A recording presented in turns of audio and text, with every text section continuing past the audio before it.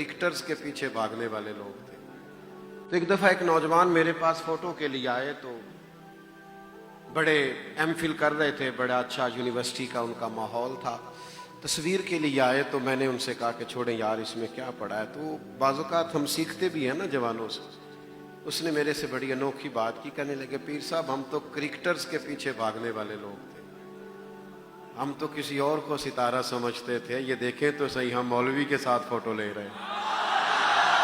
ये भी तो आप देखें ना कि हम किसके पीछे भाग रहे हैं। तो ये जज्बे जो हैं ये बड़े अनोखे हैं। क्या हो जाएगा? तस्वीर के लिए नहीं, ये फोटो के लिए पहले ही बड़े पके हैं, लेकिन हम इनको बताते हैं ना फोटो असल में करना क्या है।